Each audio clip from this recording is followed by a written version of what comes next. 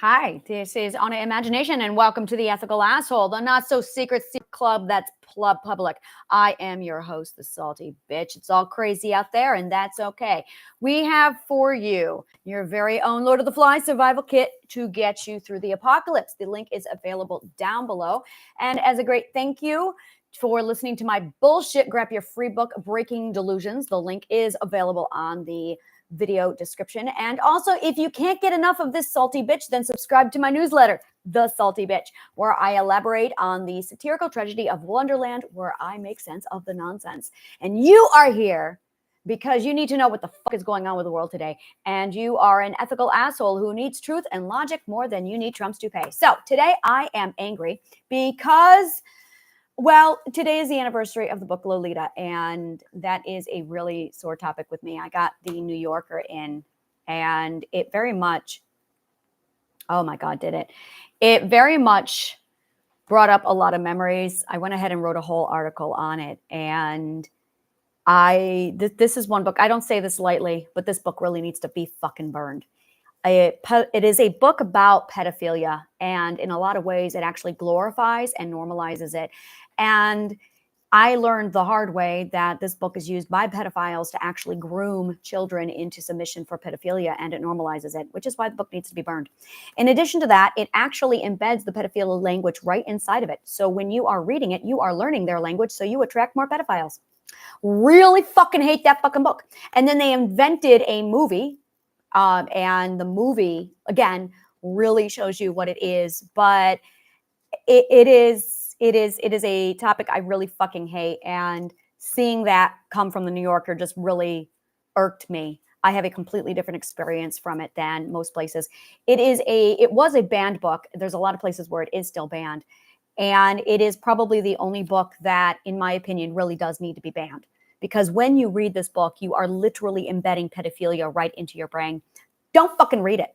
Like, Lolita needs to be burned. And because no one actually studies pedophilia, I had to study it to get the fuck out of it. Because no one actually studies pedophilia. They don't know anything about it. So they are fucking ignorant reading this book. So don't fucking read it. That being said, one of the things that came up, I take notes in the evening, and instead of jumping on every 5 minutes like I used to do, I realized I'm just going to put this on a note card and then just bring it up when I do my next thing. And one of the things that came up was the concept, you're a dreamer. This is something that really fucking pissed me off and rubbed me the wrong way when I was a child. My whole life, actually, is skeptics. Skeptics have got to be, skeptics are in the category of the conformist asshole. Fucking hate skeptics. And skeptics are the kind of people who, when they see anyone who dreams, who has hopes, who has optimism, they crush you down into their skepticism pulp. It's literally skepticism pulp. And when they get you down to skepticism pulp, what they do when they have you there is just completely annihilate any possibility of dreams, chances, and they drain it out of you. And when you are, and one of the flip sides of that is you have your optimism, but then you also have this not having knowledge, not realism, it's knowledge. And the word realism has come to replace knowledgeable. And it's that taboo, let's not talk about education. It's a dangerous topic.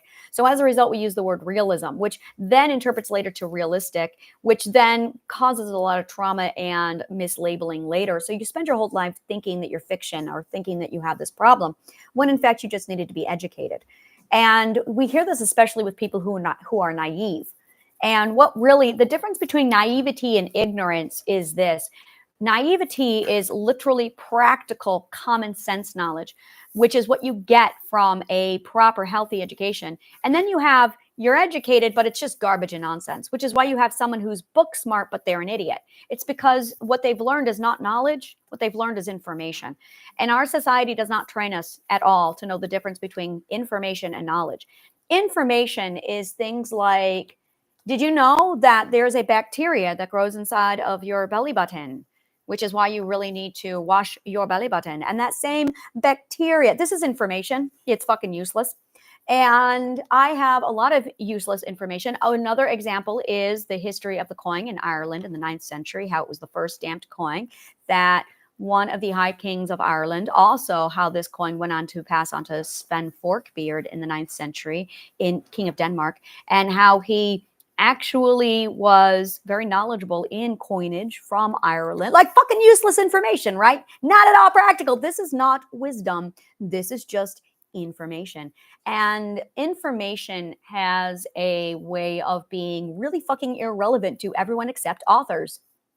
And when you are, and this is it, is I'm going to call this author language. There's author knowledge. Author knowledge is great only for authors. It's fantastic for writing story. It's great for detailing. It's great for embellishing world building. It's great for world building. But to everyone else, it's pretty much fucking useless. It's absolutely irrelevant. If you are studying the science of something, it could be useful, but it's really not, because what really is useful when you are studying history to look for common denominators and sequencing is actually common denominators and sequencing. All of the bypassing information that only embellishes on is author knowledge. So I like to call this author knowledge, which is all the fucking useless shit that no one ever needs except authors who are just looking to flesh out comprehension of a word for word building.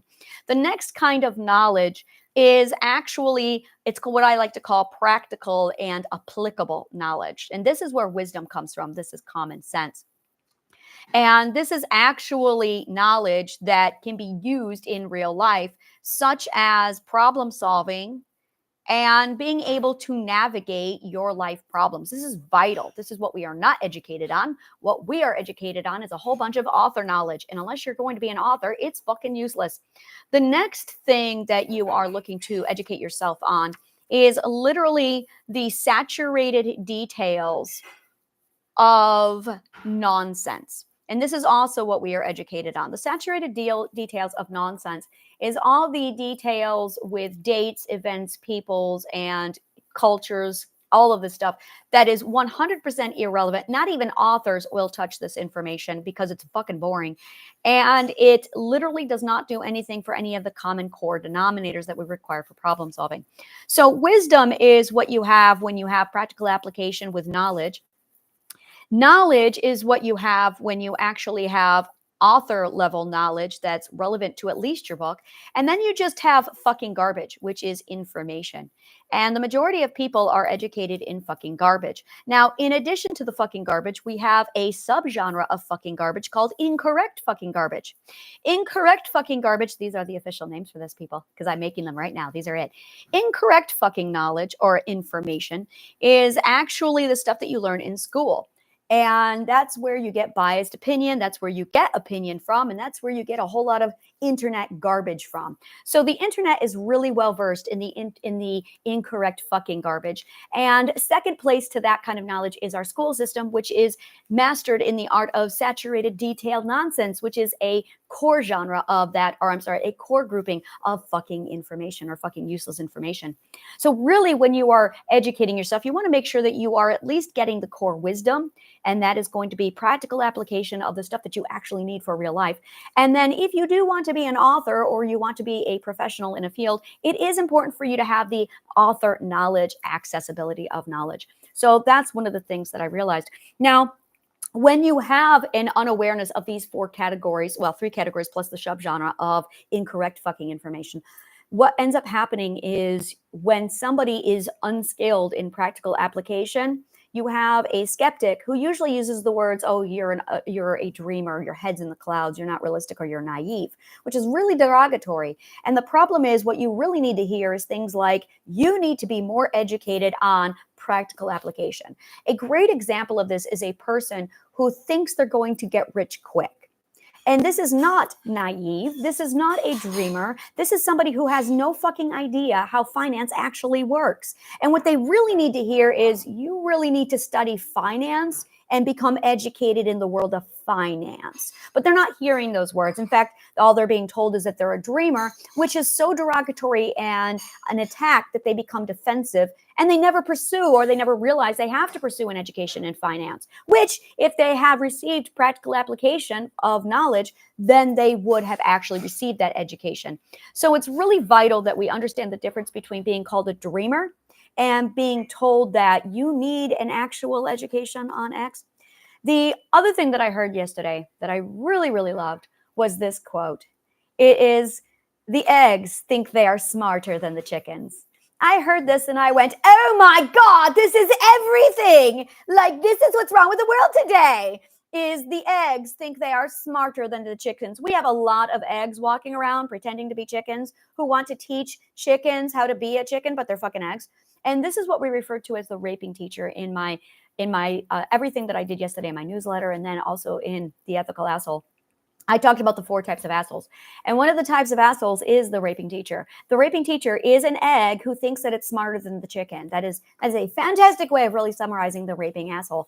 And then the raping teacher is also the one who, not only are they the egg thinking they're smarter than the chickens, but they're eggs who decide that they're going to be teachers to everybody else. So now they are taking teaching positions, and they're the ones who are teaching us in incorrect fucking information, and also saturated in fucking useless information, which is because they are eggs who think they are smarter than chickens, which is why it's really fucking important that you have the wisdom to tell when you are talking to an egg versus a chicken. This is really vital to your development.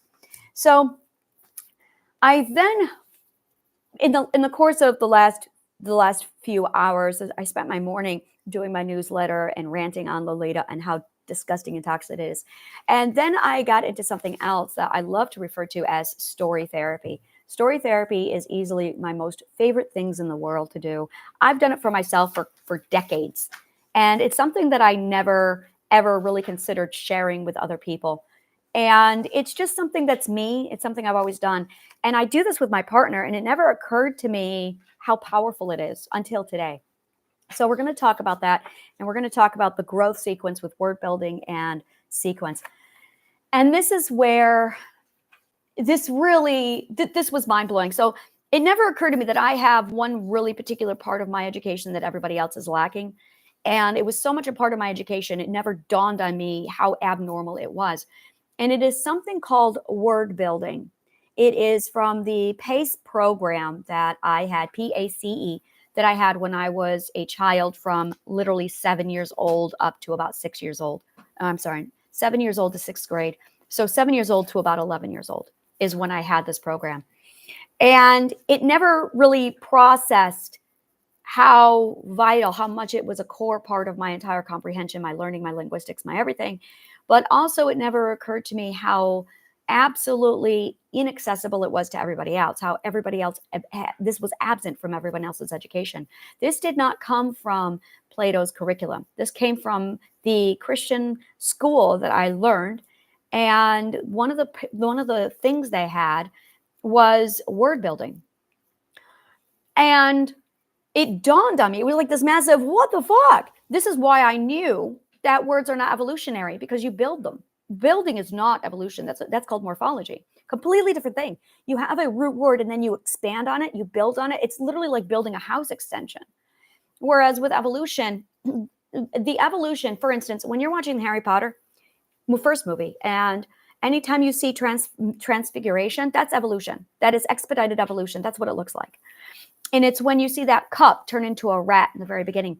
And it is because that is literally an expedited evolution happening really, really fast.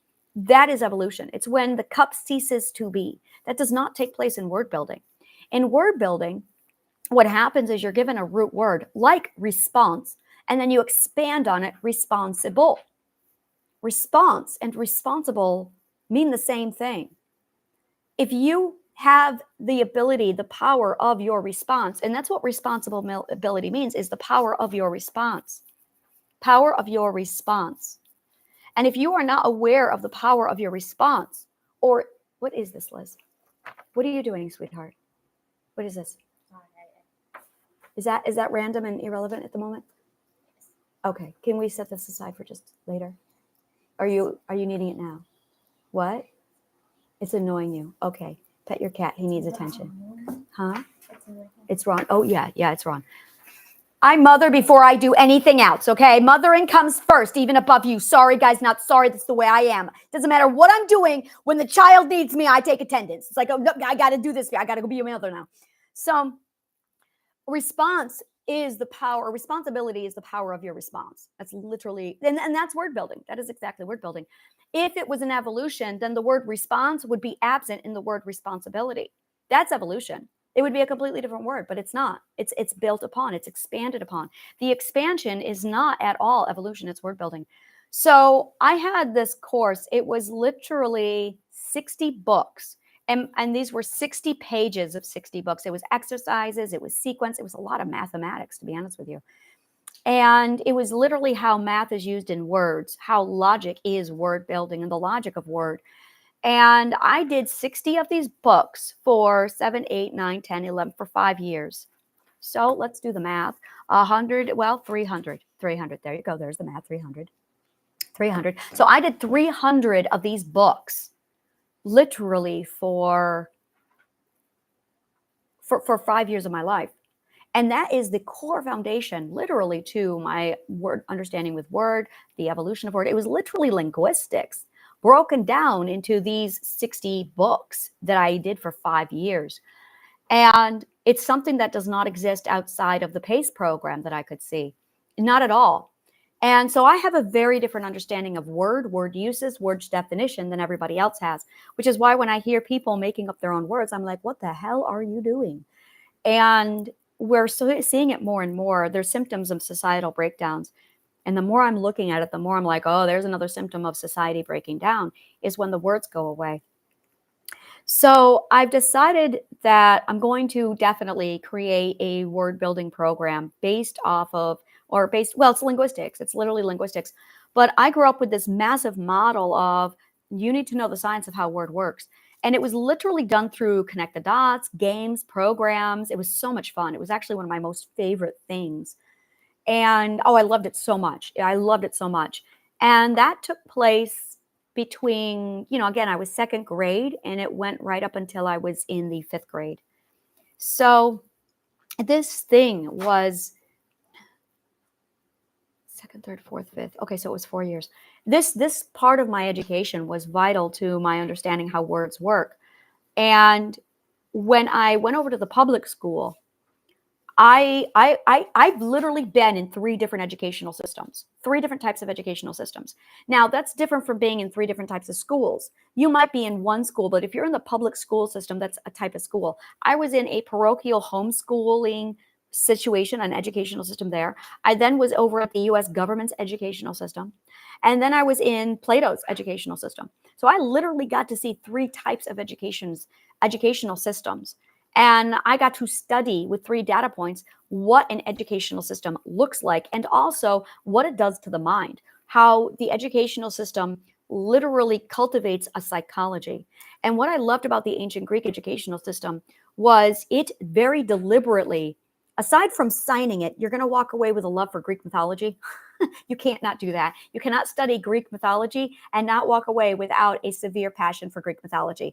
That's them signing it. Aside from that, the mind is completely 100% hands off. Oh my God. Wow. You will walk away totally renewed to nature and yourself. So it's literally just you and nature in Greek mythology. It's you and nature, which is the way it should be. And that was something that was just absolutely powerful.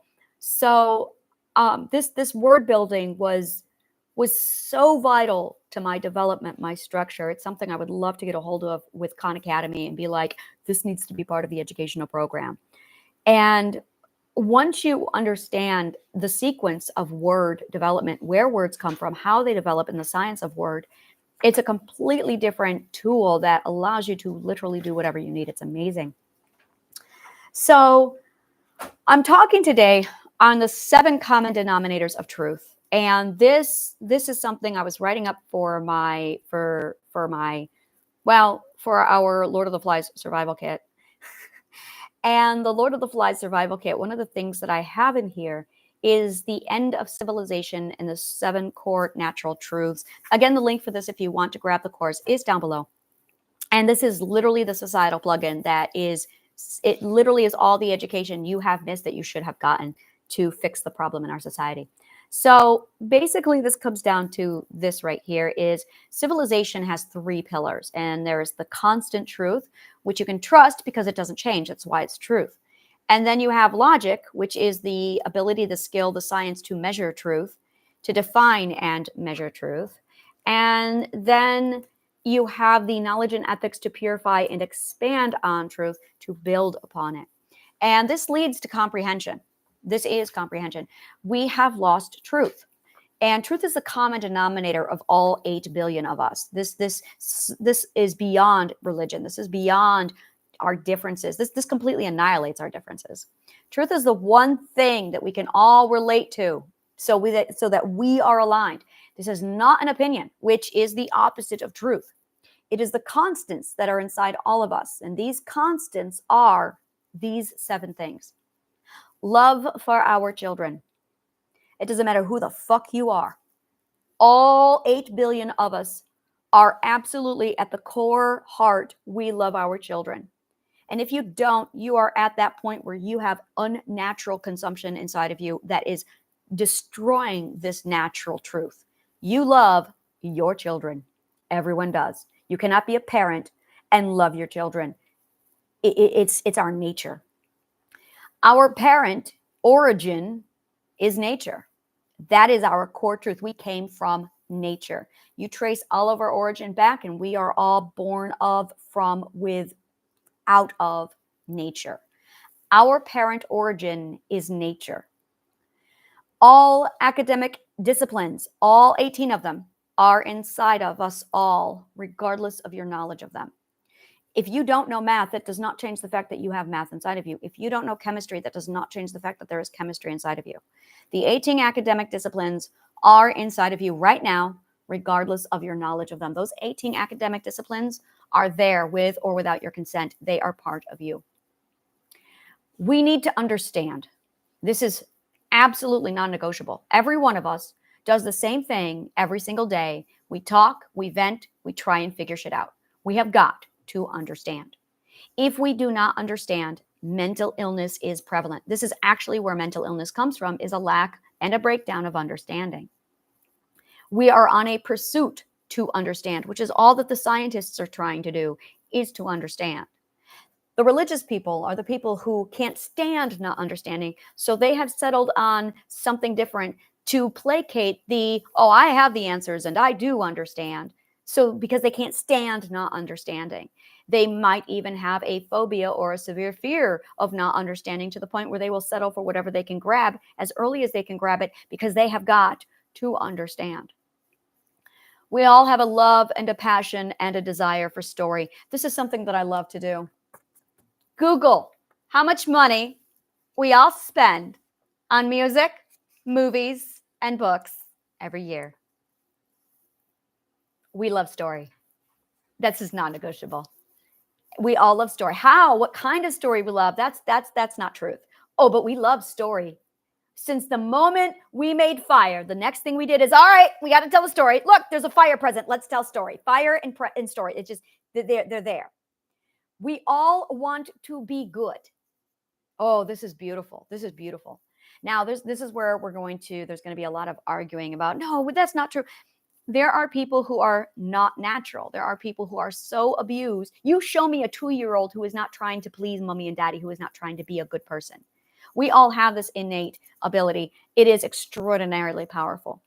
And the course goes on to break it down and explain how, but we do all want to be good. And the next one is, we all must be free. This is vital. We all must be free.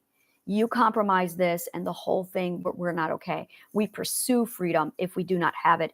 Some of us have a very strict, live free or die. And I'm one of those persons. It's not negotiable. Our freedom is mandatory for our mental health. So when I pull together the 7 common denominators of truth, this is the core. This really, truly is the core of us. I really want to say fire is also one of our core truths as well. It is so primitive. And when you start defining and nourishing these 7 core truths, what ends up happening from there is this ability to really build from that and expand on it. It gives us the ability to grow from that point.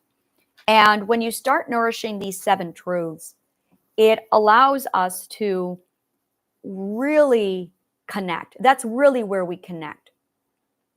And which is why we connect over story, which is what marketing tries to do to us, is it's trying to connect us to story, because it's one of the common denominators is story.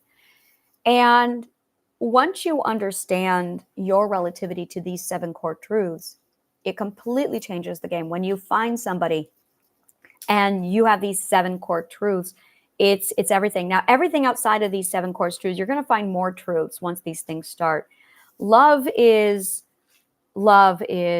absolutely at the heart of all of this, and love is literally growth. Love is growth. Love is actually a core truth. I could easily put that one down here. The 12 ethics are the core truth, which is the 12 ethics.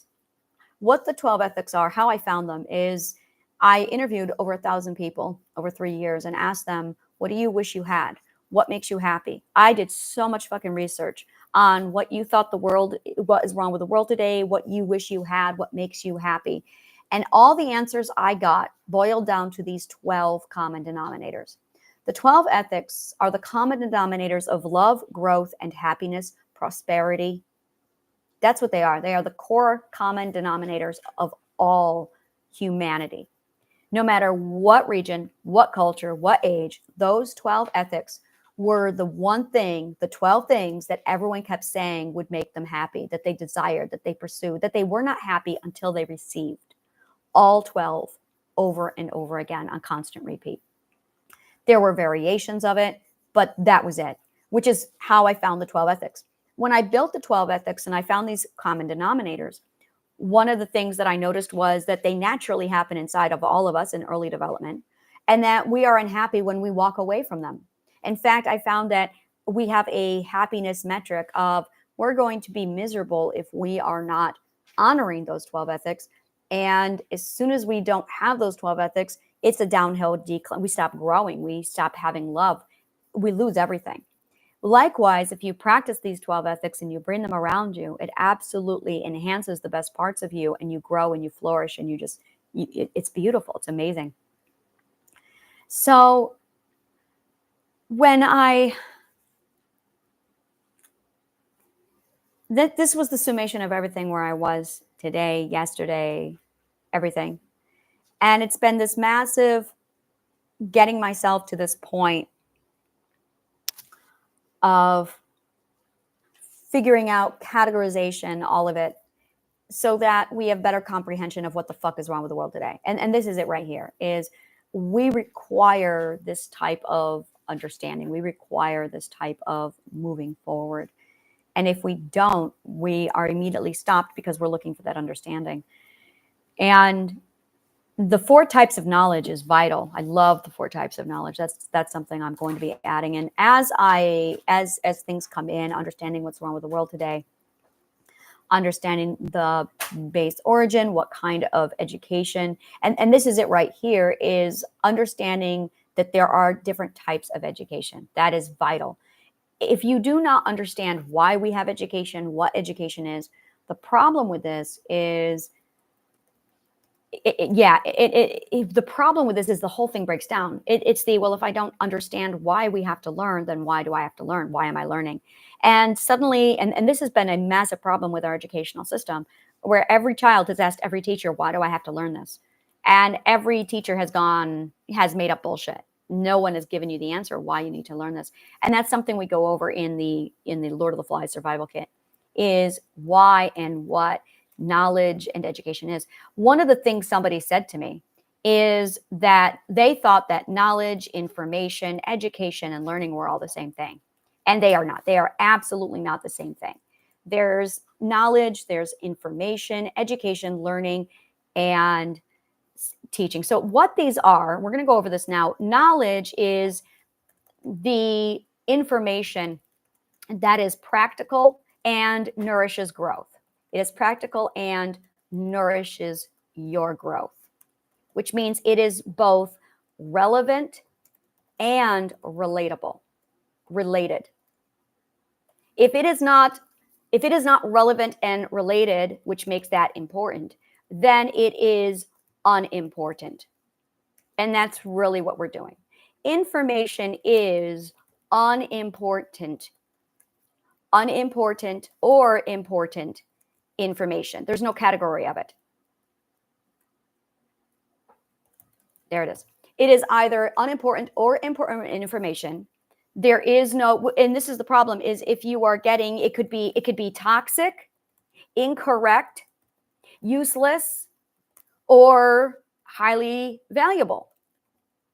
So information runs a massive problem with you not being able to, if you're not aware of this, you run the risk of taking in detail that is absolutely just garbage. And that's actually going to corrupt your logical comprehension, which is a risk that a lot of people have if you are not taught how to filter it or how to judge it. So that's something that we cover in the course. The other thing we cover is education. Now, education is the process used to teach, the process used to deliver the knowledge. It is the process used, and process is the key word here. It is the process used to deliver the knowledge. And this consists of the environment. It consists of the sequence and the components of delivery, which combined are going to affect transmission, reception, and connection between teacher and student. So if you have a poor quality process of education, you are not going to receive proper, adequate information. The sequence is vital, the components are vital, and the environment is vital. And this is all about delivering the knowledge to you. And it's also knowledge versus information. You want to make sure that your education system is delivering knowledge to you with the proper environment, the proper sequence, the proper components for delivery. And you want to make sure your transmission, reception, and connection, the conduit, and I want to clarify that is the conduit between teacher and student. And this is a huge problem with the current educational system that is out in the world. Learning is the, ready for this? Integrated tuition of knowledge. Hence, intuition. Yeah, I love that so much. Integrated tuition. Tuition means knowledge. Tuition means knowledge. It's the second definition of tuition. It is the first definition of tuition. After a while, the word changed, and instead of it referring to the tuition as in what is your tuition, as in the knowledge, it got changed over to the fee of tuition, which is how most people know it as. What is the tuition for this? The first meaning of tuition was the knowledge. So integrated tuition is your intuition. It is the integration. And this brings us to learning is the integrated tuition of knowledge. It is literally you putting knowledge into your intuition, into you as intuition. Now, this is the next part. Intuition can only be done, is only accomplished with logic, which is why, ready for this? Which is why scientists and philosophers and mathematicians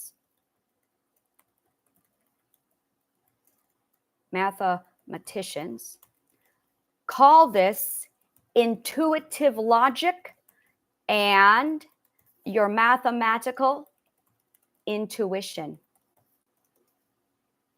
Intuition is pure logic. It's the part, if it's not logical, it will not go into your intuition.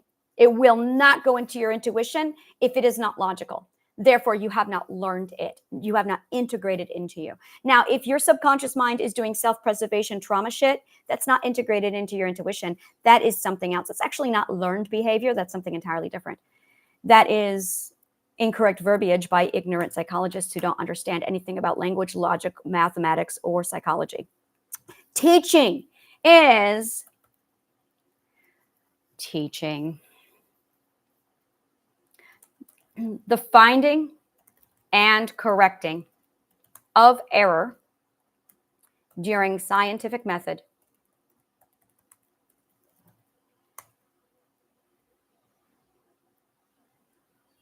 experienced only what I am doing right now is actually reverse engineering the true definition out of Mother Nature using my intuition to make sure that my energy matches up to the truth that is the actual definition of the word. That's what I'm doing. This is why it's taking a moment. It's because I'm translating. The finding and correcting of error during scientific method experienced only through mistake, failure, and a lack of success, which is progression, aka growth. That's teaching. That right there is pretty much the categories of the definitions of information, logic, education, so forth. Now, there are 4 categories of knowledge, information. And you really want these 4 categories. So you have the author knowledge, love author knowledge. You have the practical applied knowledge. Oh, that's the other thing is common sense. I love common sense. I have to add common sense here for you guys. Common sense is deductive reasoning from intuition. That's what common sense is. It is your deductive reasoning from intuition. It is literally integrated mathematics. Mathematics. There's one more piece here that I'm missing. It's deductive reasoning from intuition, integrated mathematics, calculation. It's deductive reasoning and calculation. It happens really fast from your intuition. It's also called integrated mathematics. That is common sense. So the more you integrate knowledge and information into your intuition, the more common sense you're going to have to get your deductive reasoning and calculations from your intuition. Absolutely breathtaking. Now, this is where, this is it right here. This is where real knowledge takes place. This is how I know so much, is because I strategically integrated precise tuition into me so that my deductive reasoning and calculation automatically makes logical calculations and the right conclusions without me needing the information. As a result, I can learn a lot less and gain a lot more because I know how to use deductive reasoning and calculation from my intuition based off of strategically selected nutritional knowledge so that I will naturally just know things with my common sense. When then I'll be able to sit down, reverse engineer them and define them, which is how I'm coming up with these definitions right now for you, is because I am using deductive reasoning and calculation from my intuition to match up my intuition with Mother Nature because I know how to use the equilibrium scale. That's the kind of stuff you are going to be learning in this course. So there are 4 categories of knowledge and information we covered. That's the author knowledge. There is the practical applied knowledge. There is the saturated nonsense of fucking useless data. And then there is the subgenre, which is incorrect fucking useless data information. So these are your 4 types of knowledge information. So author knowledge is it useful? The knowledge information useful only to authors for word building story. That's it. And characterization. Really, that is it. There is the practical applied knowledge. This is the knowledge. You know, I also want to clarify, it's not only for word building and characterization, it is for, well, intuition, integrated tuition. It is for, well, for developing common sense. I'm going to say developing common sense in scientists or thinkers. There you go. So that would be your author knowledge. And it's really vital that you select it very strategically. That way you get the right calculation. Otherwise, it's garbage. The next thing is that practical applied knowledge. That is the knowledge that you actually use in real life, in life, that is wisdom, which is insight. That's what wisdom is. It's insightful knowledge. And then saturated nonsense of fucking useless information is what they teach you in school, which is common sense data. It's literally the information you could derive from common sense, but they're not teaching you that, so it takes a lot longer. The information you could derive from common sense if they taught you the correct knowledge, if they actually taught you knowledge. That's it right there. The information you could derive from common sense if they taught you knowledge. The subgenre of that incorrect fucking useless information is the biased and invalid data. It's so useless. Like, you can't even do anything.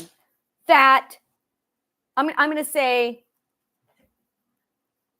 poses a red herring. It creates it's the red herring that derails. Derails is a good word here. That derails you from from growth. Yeah, that's good. From growth. Yeah. Biased and invalid data that derails you from growth. Yeah, it's the red herring. A red herring bias. A red herring, biased and invalid data that derails you from growth. It does the opposite. And this is often found on the internet forums where opinion is present. There it is.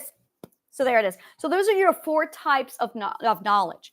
So if you do not know how to categorize or recognize these 4 groups of knowledge, let me rephrase that, these 4 groups of information, you're going to have a problem.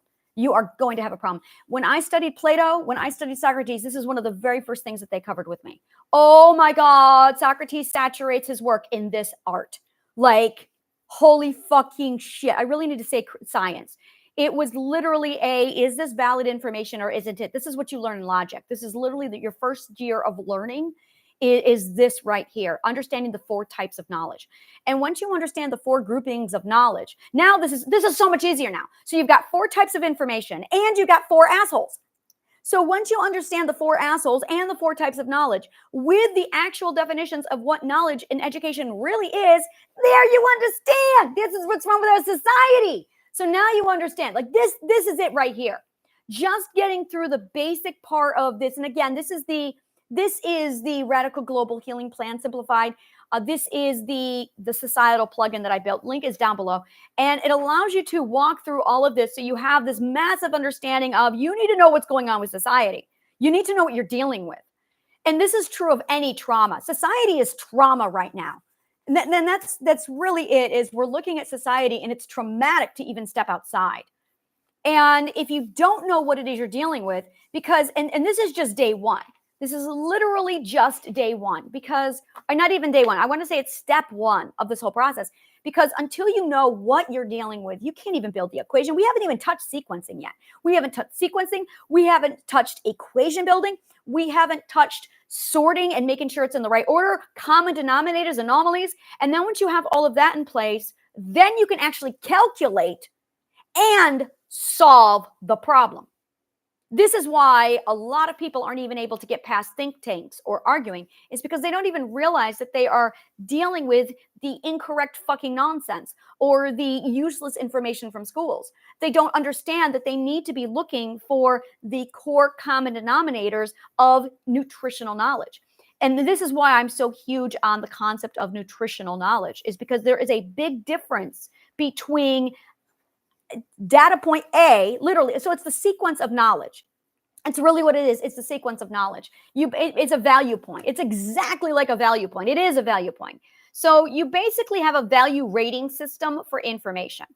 So, okay, all right. So this is the secret too. This is why things out of my mouth are so fucking potent and powerful. Is because I have a value system for rating the bits of information and data I give you.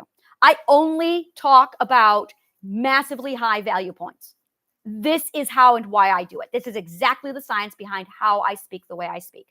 I, first of all, rate all of information on that 4 system. If it is an opinion or biased, incorrect, useless information, I don't touch it. I have no use for it. It's fucking garbage. So I would give this value a rating of 0, hands down. The next thing is the saturated detail. I would value that as 0. There is nothing that they teach you in school that you can't get online.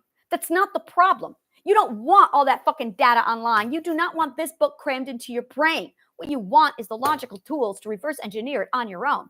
I just gave you 4 definitions, reverse engineered from Mother Nature just by thinking, because I know words and logic and my emotional evaluation of mathematics that fucking well, that I know Mother Nature is speaking math and science to me. That's the only language she speaks, guys.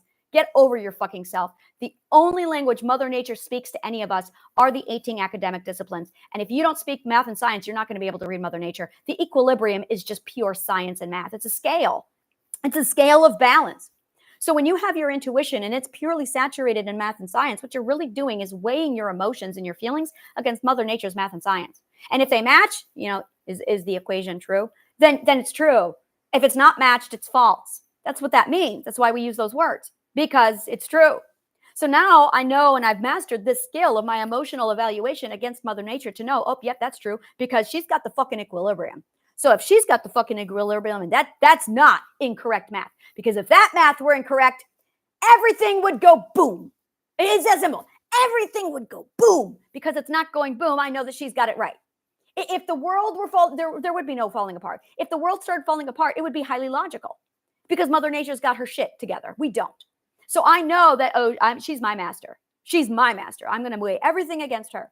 So as a result, I have the tools I need to reverse engineer word definition and comprehension so that I can just weigh it against her and figure it out. And then, because I have the etymological meaning and transference of where those words come from and what they actually mean, being able to break it apart and reverse engineer it. Once you do that, it's integrated into your system. But if you don't know math, if you don't know science, if you don't know the physics of it, if you don't know linguistics and logic, you can't do it. And that's what you should have been learning this whole time. Now, what little you've learned is in your intuition, which is why always trust your gut. Yes, always trust your gut, because your gut is literally taking Mother Nature's temperature. That's really what you're doing, is you are playing hot and cold with Mother Nature. That's what you're doing with your intuition. You're playing hot and cold with Mother Nature. Once you learn how to play hot and cold with Mother Nature, you're doing it all the time. And then you get to be really, really good at it.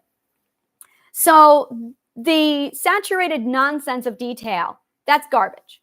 The incorrect nonsense bullshit of opinion, that's 0. The author knowledge, I'm an author, so I'm going to set that aside. But the practical application knowledge, the wisdom knowledge, I give that a 100. That is the highest value. So you've got 100 bits, and then you've got zeros. So if it's a 0 rating, I don't even touch it. I don't touch it, which is why I don't listen to people's opinions. I don't want that shit in my head. I don't want anything to do with that shit in my head. I don't give a fuck about a person's opinion. I don't give you my opinions. I give you my hypothesis, or I give you fact. I do not give you my opinions. I don't have any fucking opinions. I have hypotheses. And my hypotheses are based off of logic and intuition and science. And I tell you, this is an hypothesis, but that's not where my conversations come from. My conversations is truth. So unless somebody is talking truth to me, I have no time or day for it. I do not allow people to talk to me in anything but pure truth. And because of that, it weeds out the narcissists real easy because narcissists don't run on truth. They run on lies. So instant deterrent on narcissists is command to only speak in truth. Now, the flip side of all of that is the author knowledge. Now, the author knowledge is the really irrelevant, useless information to everybody except an author who is world building. And this is where the details come in. This is where I look at this. This is where art comes in. There's really no other word to put it. Is for me, it still has to be true, 100%. And I use it in deliberation to fully comprehend a situation. It's the fleshing out. So the practical application knowledge, this is the skeleton knowledge. And then the author knowledge is literally the flesh and the muscle of data. And this is where hobbies come in. This is where a person's passion comes in.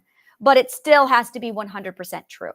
And this is where we get into the details and our intuition of what we are looking at. This is where you should never, ever, ever be getting lessons from other people. This is what you do on your own time. That is your own time. That is it. If you want to, let's do it. This is a book about Mozart. I read this book, okay? This is what we call author knowledge. I know a fucking shit ton about Mozart. I have books like this also on Beethoven. Like, I know my fucking shit because I read this shit. So this is what we refer to as author knowledge, okay? I have books like this much on just Norway and Scandinavia and Viking culture, just to start. That is what I refer to as author knowledge. That is the stuff that you get on your own. That is the stuff that you do on your own. Now, I'm going to show you another book here. This one is what I refer to as practical application. This is literally an entire history on the Roman Empire and what they did to the educational system. This is my friend. This is how I uncovered all of Rome's fucking dirt, is right here. This is all of Rome's dirt and what they did to us. All of it. So this is what I refer to as practical application because I am an educator, because I am a scientist. So this is really fucking important to my work. So I would put this as a skeletal foundation. And it is a skeletal foundation for what I have. So for me, this book is 100. Now, if you are not somebody who's interested in education, this is not going to be a book for you. If you are not interested in somebody of the Roman Empire, this is not a book you want to read. This is for people who want to understand what happened to education and why we are all stupid today. This is the book to read if you want to know why we're all stupid. So when you start to understand, this is a book for practical application. So this one is 100%. Let me see here. What else do we have here? So when you are going through a book, this is great. This is another one. This one is practical application. This is core components. So knowing when you are reading a book of core component, knowing when you are reading a book of saturated detail for author knowledge, not core, author knowledge, absolutely author knowledge. This is, let's completely dissect. This is dissection knowledge. So dissection knowledge is 100%, you need to be doing that on your own time. No one should ever be walking you through dissection knowledge. If somebody is walking you through dissection knowledge, they are the world's worst fucking teacher. No one should ever be walking you through dissection knowledge. Dissection knowledge is a pastime that you should be doing on your own per your own interests. For me, I'm going to tell you right now, that knowledge for me is easily a solid 100. That knowledge is as valuable to me as core data. But here's the difference. The practical application is the common denominator of all of us. So this is truth. That's truth knowledge. The dissection knowledge is not going to be a common denominator. It's not going to be a subject that everyone studies. It's going to be a personal experience. It's going to be personal taste. It's still important to me. It's relevant to me. And it is definitely not an opinion. It's truth. And where it's not truth, they very clearly state this is not truth. This is absolutely, or I'm sorry, this is an hypothesis. They'll tell you when it's an hypothesis. However, we're talking about the relevancy. We're not talking about its accuracy. Boom! There it is. There it is. Opinion is inaccurate. Relevant is what matters. So whenever you are listening to something, to someone, it's not a question of whether or not, it's their opinion. Is it relevant and is it accurate? Truth is accurate. However, there's this other bit of information here called relevancy. Now, I am not at all interested. I don't want any inaccuracy around me. I have a zero tolerance for inaccuracy. Now, relevancy, I'm going to cherry pick that shit. And I'm going to cherry pick what is in accordance to me. So, and you should. The first question you need to be asking is this accurate? If it's not accurate, it's not true. So that's it right there. Now, if somebody has prematurely decided to believe something, they're a fucking idiot. They are a fucking idiot. No tolerance for that shit. You need to be getting an education, not forming an opinion. Relevancy is really what this comes down to. Now, here's the thing. I have friends, and I love my friends, and I will listen to their opinions. No, they don't have opinions. I will listen to their dissected knowledge all day long because I care about them, because I like them, because I have a vested interest in them. My daughter reads some weird thing in her anatomy book or her biology book or her Sudoku book. She's got my full attention because I like her, because I care about her. So I'm going to listen to what is relevant to her. Is it true? Yes. My daughter is just as bitchy when it comes to making sure things are accurate as I am. She's got as much as a high standard as I do. So I know that when she finds something, she's all about making sure it's accurate. Oh, she knows how to look for things that are accurate. So I know that what she's giving me is accurate and true. So now it's a question of, is it relevant? I'm going to be blunt. If I don't know you, I don't give a fuck what you think is relevant because you're a stranger. Now, this is where the problem is. We spend way too much time on strangers' inaccurate opinions. What the fuck are you doing on social media? It is the land of irrelevant, inaccurate, stranger opinion. Why are you in that cesspool? So this is where I'm looking at something going, is it true? This is basic logic. This is like in my brain from always. Is it accurate? If it's not accurate, I don't know. I don't want it in me. Is it relevant to you? Well, are you a stranger to me or are you a friend? If you're a friend, you'll have all the time. I will listen to everything you have to say. If you are not a friend of mine, I am not going to give you the time of day. That kind of a discussion is not at all something I allow from people I don't know, because I don't know you, because I don't give a shit about you, because I don't know you. This is the way psychology works, is allowing strangers to consume your time. This is really, really, really important, is understanding accuracy, but also relevancy. And in order to pull that off, you have to understand truth and a common denominator. Now, I am not up for debating the common denominators. They're common denominators. They are the truth. They're there. And if you are late to the science world, you got work to do. If you never got on the science wagon of what is truth, you've got real fucking issues. You've got a lot of work to do. You probably have a problem not knowing what a lie is. And when you hear it, you probably are surrounded by a bunch of people who lie to you all the time and you can't figure out if they're lying or not. Yeah, you've got a lot of work to do in truth and science. And it's actually in relative to how much education you have in truth, logic, science, because this is an old hat for scientists. We know what truth is. We're not sitting around debating shit on internet forums because we know what truth is. We have entire journals dedicated to the truth. We know the shit. We aren't lied to because we have logical fallacy and logical comprehension, so we can sit down and go, yeah, that's a bullshit lie. Where's your fucking evidence? And we don't have insecurity problems. So when someone says, yeah, that's inaccurate, we're like, oh, I need to correct my logic. Thank you very much. The end. There's no emotional carried away there because we know what truth is and we're grounded there. So when you are looking at the dissection of knowledge, that is a space I do not allow strangers to have with me. I have a ratio of like a pyramid of how well do I know you? I know you 10%. Good. You're going to get 10% of my time. You're going to get 10% of my time. You're going to get 10% of my ability to hear 10% shallowed detail. You'd better be accurate because that's what I'm going to be looking for. Now, if you have a record of giving me accurate information, okay, we'll move to 20%.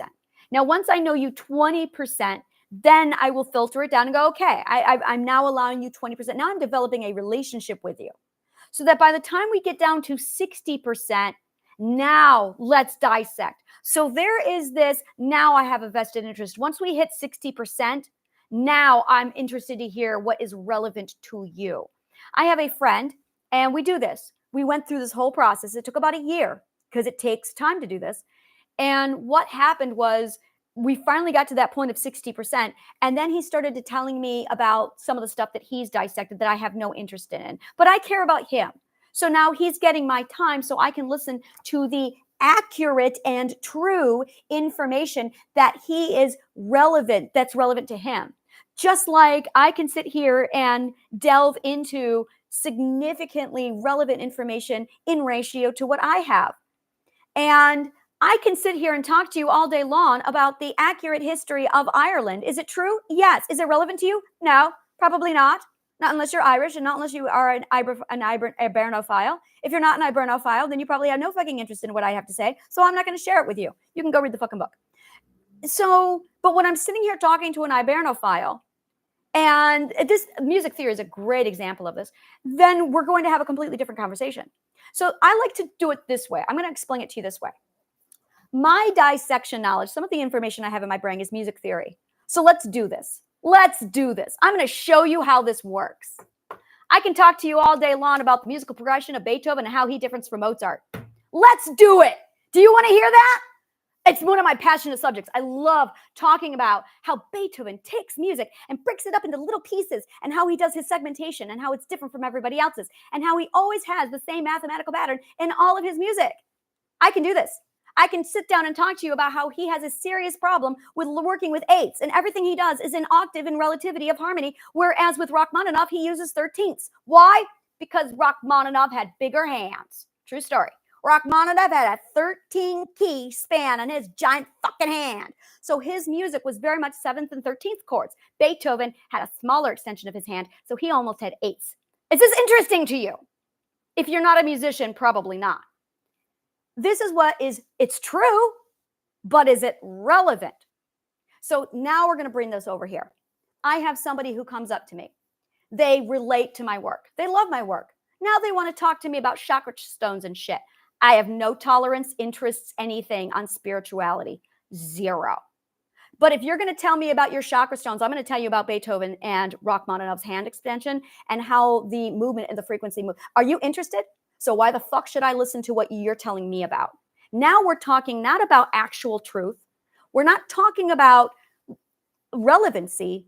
We're talking about, do we have a relationship that's close enough that you're going to want to hear about the stuff that's relevant to me, but not to you? Do you want me to sit there and talk to you for 2 hours about Beethoven's music theory and how he progresses and uses music differently than Strauss or Mozart? Do you want to hear about the progressions of Bach? Because I'll talk to you about that. Or the evolution of how the music changed with Gregorian chant. Oh, I love analyzing Gregorian chant. Does it bore you? Well, it bores me to hear spirituality. So now we have this going on in our culture where people will get pissed off because I don't want to hear your fucking opinion. I don't want to hear about some irrelevant subject that you've dissected because I don't know you well enough to give a shit about that shit. Not until I have a 60% relationship with you, and I don't any more than you want to hear it from me. So when we talk to strangers, we are only going to talk about the common denominators of truth that are relevant to you and I. Because we have common denominators, now we are talking about our practical application, which is why my YouTube channels only talk about the common denominators of human behavior, of relativity to you and I. I don't spend my YouTube channel talking to you about the history of Ireland, how the coinage of Ireland and how that affects Ben Forkbeard. I could, but I'm pretty sure that would fucking bore you. And I certainly don't spend it talking about music theory and all of the musical progressions that I studied over the decades, or the amazing different modes that are used in Eastern culture, because it's not relevant to you. These are the things we're not thinking about when we give our time to strangers. This is the shit we're not thinking about. Information. So when I say to you that information is either a 0 or a 100, it's vital. Now, what is 100 to me is absolutely Ireland and musical progressions, because I'm a fucking music composer. So that's really high up on my list. Likewise, unless I'm sitting down with an actual music student and we also have a 60% relationship developed, that's the only time we're going to branch off into those subjects. That's what a like interest is all about. People often mistake me as having a like interest with them without studying me, without knowing anything about me. They hear me talk about the metaphysical, which is actually a branch of philosophy, and it's them who actually don't know anything about the metaphysical. Again, they're a bunch of eggs trying to talk and teach down to chickens. So when I start opposing them to say, yeah, I actually studied metaphysical, as in ontology, mathematics, science, philosophy. Did you?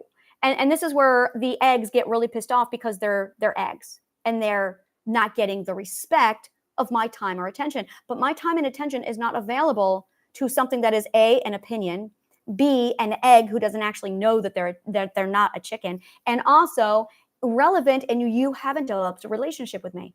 This is the kind of shit you need to know about. By the way, this is common denominator practical application knowledge. This is what it is.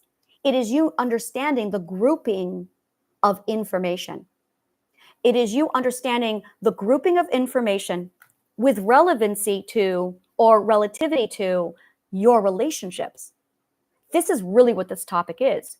Your relationships in ratio to this grouping of knowledge and information.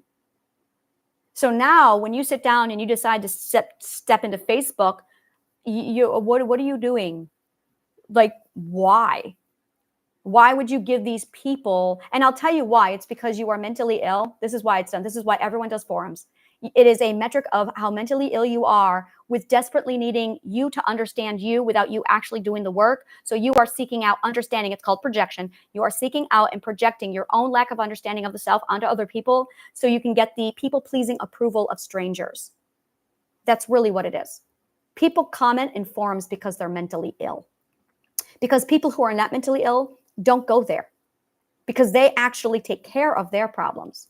So if you are commenting and posting, that's not how you find friends, because you are guaranteed to find somebody who's mentally ill.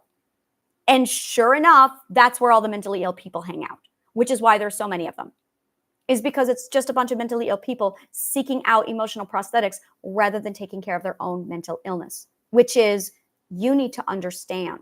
But understanding does not come from other people sitting down listening to you. That's being heard, being visible. It's about you seeing yourself. And that's really what you're not dealing with, is why you aren't seeing yourself. Most likely because you don't know who you are, because you haven't studied the 18 academic disciplines. So as a result, you don't know who you are in relativity to Mother Nature. This has nothing to do with people. It has to do with you. If you have this deep desire to be with people, that's a you problem. That's not a people problem. If you have this severe loneliness, that's a you problem, because you are ignoring yourself. That's how your self communicates to you. You're ignoring me, self. And instead of listening to the self like you should be doing, you're posting in forums. This is, again, information with your own mental health in relative to your comprehension of psychology and relationships. This is vital to you understanding where you're going to get your knowledge, what kind of knowledge you're going to allow into your mind. So when you are starting to really understand what is wrong with our society, where you fit into it and what's going on, this is the information you lack. This is what you were never taught. This is why you have a problem, is because you don't know that there are 4 groupings of knowledge. I was taught this. This is common knowledge for me. This is common sense to me, because I was taught it. But I wasn't literally taught this by Plato. Plato did not sit down and say to me, there are 4 groupings. He taught me the mathematical equations so I could calculate it myself.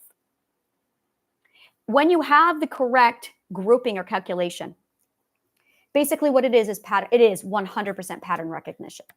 Once you have pattern recognition, you can do anything. Once you have pattern recognition, you can build any kind of grouping you want to understand a situation. Pattern recognition allows you to take literally 100% of everybody and put them into categories. And the more broad you look with pattern recognition, the more categories and common denominators you'll be able to see. So let's say you have 4 children. Look for your common denominators. What do they all have in common? Do not look at something stupid like their gender. That's not relevant. Look instead at what their interests are. Look at how they develop.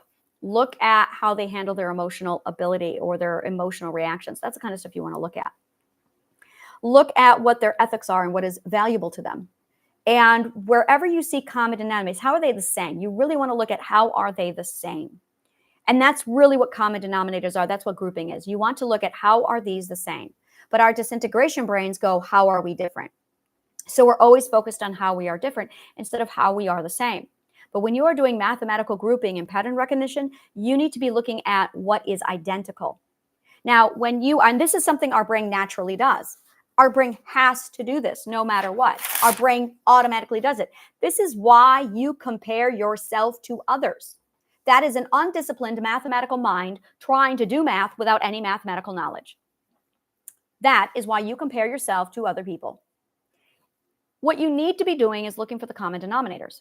So I like to take Steve Jobs because I relate to him. Relatability. That is a common denominator. Whenever you have relatability, you actually have a common denominator. So I love to take Steve Jobs. So when you look at someone like Steve Jobs, and I'm going to look at the common denominators. First of all, we both have an obsession with wearing the same clothes every day, no matter what. So that's the first thing. Seriously, true. I do. I have his problem. I also have the same problem with Queen Elizabeth II. I find one thing I like, and it's the same thing in every color, and that's all there is to it.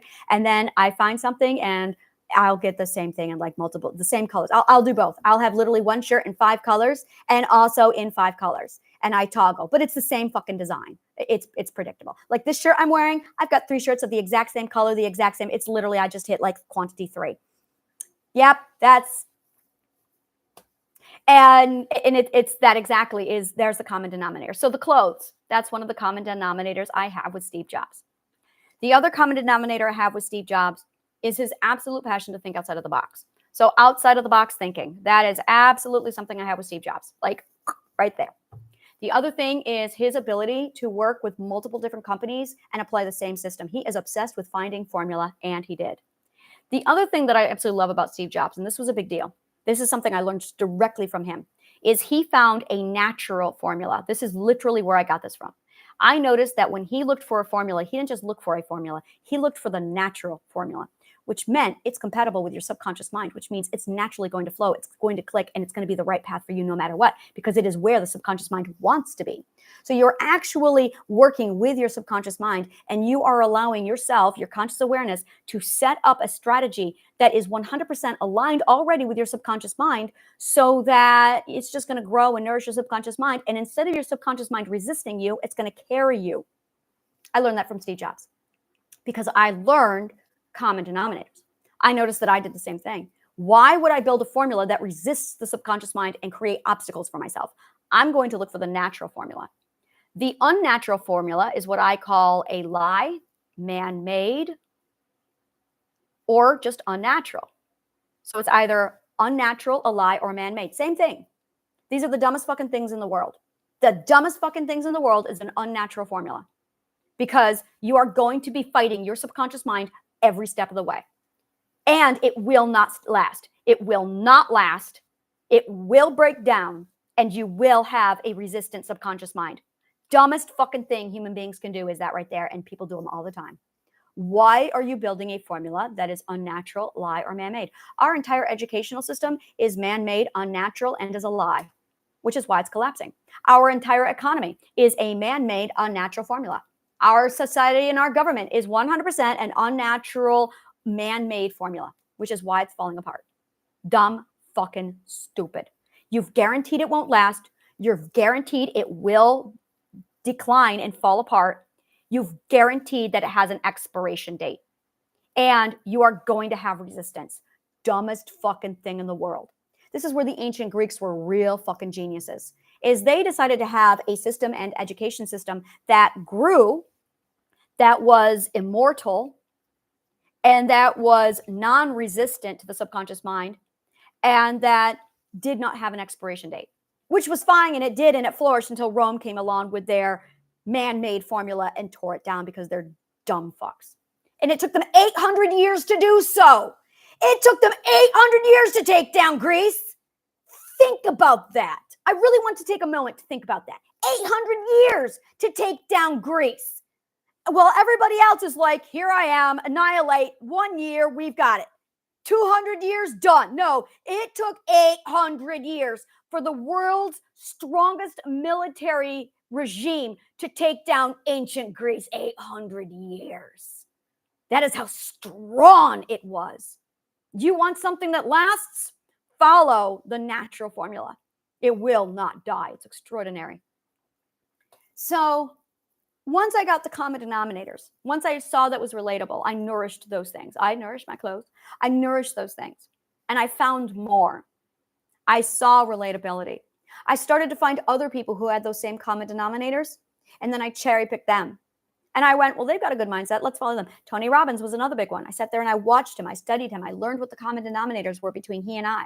And I surrounded myself with that behavior. That way I could learn it. That way I could nourish it in myself. And that's it really, is once you find something that works for you, once you find something that just absolutely gravitates toward, that's where you are. That is absolutely where that natural formula is. So when I took these common denominators, when I learned how to find relatability, because you're looking for what is the same. What is the same? It's a completely different mindset. Suddenly you're relatable. Suddenly you have, oh, there you go. These are the 7 core truths. Suddenly it's, now let's take a look at the knowledge. Now let's look at the common practical application and look at what's accurate and look at what's relevant. And that's, again, over and over again, those are the 2 core things that are going to come up, is what is accurate and what is relevant. Relevancy is 100% going to be determined by your relationship status with that person. Strangers should have 0 relevancy. Strangers should have 0 relevancy.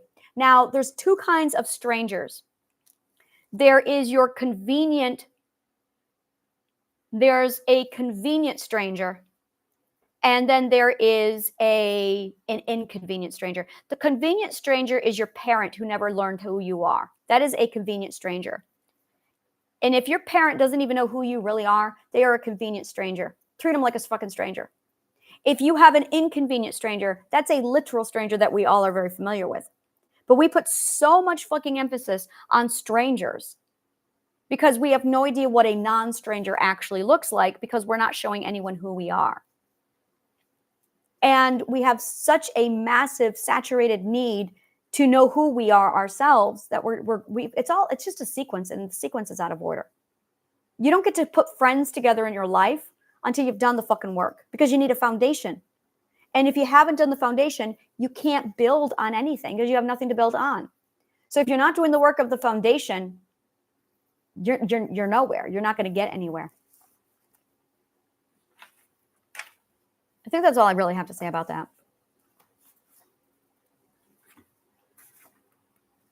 Yep, that's all I have to say about that.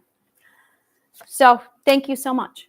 And everything is available in the video description. Go ahead and take a look. We have a free ebook for you. We also have that course available to you, which is the Lord of the Flies Survival Kit, which walks you through this. This is a part of that course. So thank you so much. And may the kindest of words always find you.